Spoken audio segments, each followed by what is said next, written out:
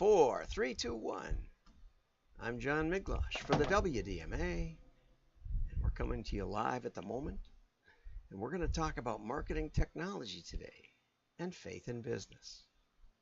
I think, I've been talking about my own career, and I think, that must get boring, but we'll just go. We're going to go with Tom Fishburne today, who's always been, a source of inspiration to me, and I just appreciate his insights that are comical and yet serious. So here we go, and here we go. Marketing technology. Look, new tools to add to our marketing tech stack. It's a Jenga pile. And here are the new tools, right? The new tools. And tools along with buzzwords. Most holiday seasons I do a predictions video, or I used to, and one thing we knew for sure every season was that there would be new buzzwords that marketing would embrace with wholehearted, unlimited faith that the next thing would be the next thing. And I always admired that kind of faith. I think that's a wonderful thing. It may be misguided. It is misguided. Anyway, so Scott Brinker in August 2011 created the first marketing technology landscape. And there's a link there in the article.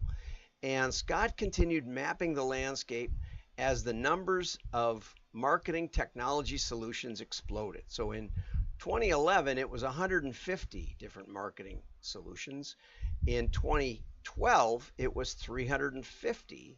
And it was 5,000 just 5 years later. And by 2019, it was 6,800. And now this year, he says it's 15,000 marketing technology solutions. And because AI is now incorporated into many or most of them, this is what the MarTech map looks like now. So it'll probably be an explosion of tools. And you're in luck today if you wondered how this thing got started.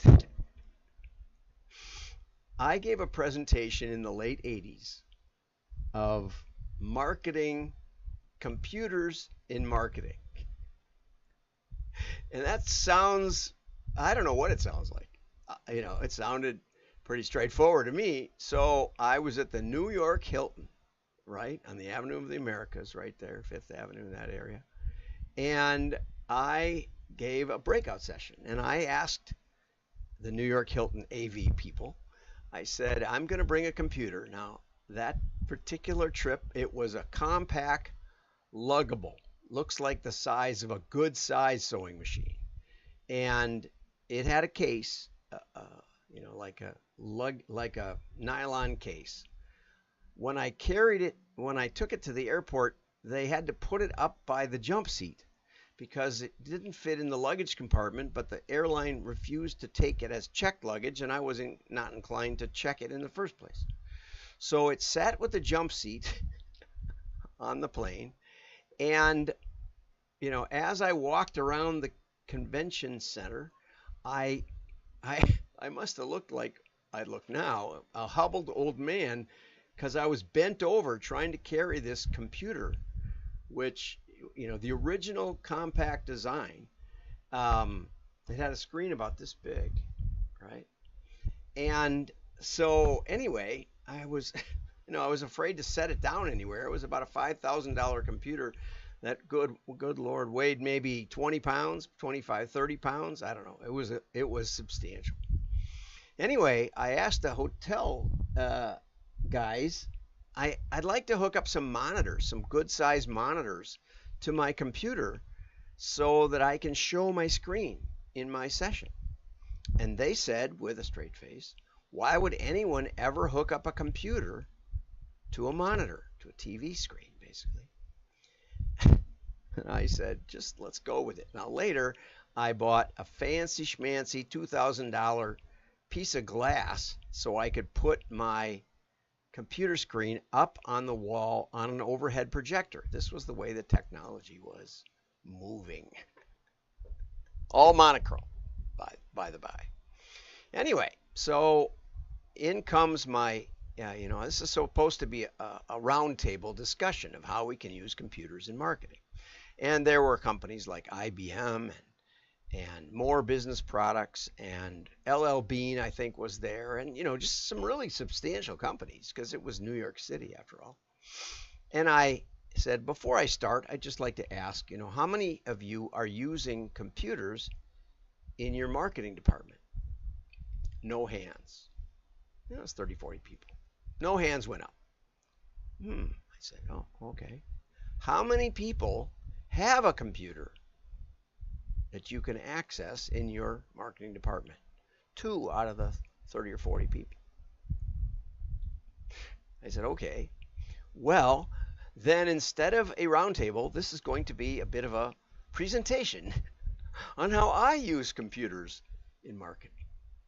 So I think I can claim without too much hesitation that I was one of the very, very first people to begin this MarTech avalanche, I guess you could say. But that doesn't mean what I'm using now is any less valuable than it was then. And I would say maybe more so as the fruitcake level gets higher and higher. Okay? So anyway, let's continue. I just want you to know that. Okay? According to Xylo, a company that manages software as a service licenses, the average business has a portfolio of 275 separate tools. And I want you to know, I sold the collection of spreadsheets to companies like AT&T, IBM, Microsoft, Hudson's Bay Company for sure. Bell South bought them. We were selling them. I sold hundreds of those, just little, floppies in plastic bags. I used to keep a list of all the companies that bought them. I'm sure I could find it somewhere in my old archives. It was really a who's who of American corporations, right? And because they didn't have anything. They didn't know where to start with computers and marketing, right? So here you go. But only 16% of the tools in a company's tech stack were purchased by IT. 50% were purchased directly by the line of business, and the rest are shadow IT purchases. I don't exactly know what that means. The MarTech stack has become a Tower of Babel. Not many of these tools talk to each other. And here's the staggering part. According to a recent CMO spend survey, marketing technology currently accounts for nearly a quarter of the total marketing budget. With so much focus on new technology, we can lose sight of the strategy. Ultimately, the technology is supposed to be a means to an end. And Scott Bricker said, technology changes exponentially, or organizations change logarithmically. And I wish I had a nickel for every time I was told, well, we've heard about your tools, but we need that to integrate to our tools. And half the time, they don't even know what their tools are capable of. And I'm not saying that they're wrong. I'm just saying, I don't know. Figure it out for yourself. Anyway, now that we've invested in this MarTech marketing tech stack, what's the ROI? And that's something that I've never lost sight of. Okay, that's a good question for a new analytics tool we should buy. Yes, and a new layer for data visualization. And don't get me started on that. I think we may have a problem. I think we may have a solution to all of our problems. AI, right? We need to stay focused on our marketing priorities, not get distracted by every shiny new look, a squirrel. Yeah, okay. So if you want to start breaking this down, here's a tip for you. Here's a secret little tip. Here's a little book I wrote back a while ago. But the principles are still sound today because it isn't about MarTech at all. There's like zero in there that's technology. It's all about how to think about data and why, unless you think about data properly, you won't make money with data. That's just a given. You can there's links somewhere on my website for this book. It's available on Kindle. You can always write to me, put a comment on my YouTube channel. And if you don't feel like spending the $7 or something, whatever it costs, or the 20 if you want a signed copy and you write to me, I'll take Venmo. This is a disaster. I'm not as tight as I used to be. But if you too cheap for buying the book, I just created a playlist out of my videos called Straw into Gold on my YouTube channel. And if you type Miglosh or John Miglosh, or if you can spell it, you can find it. I think it's also on my LinkedIn profile. You can find the playlists and find an hour special on spinning straw into gold. You get the peaks of it. And it's only from 3 years ago, so it's pretty up to date. Anyway, love to talk to you if you want someone to help you untangle the nest of spider webs and cobwebs that are your marketing technology.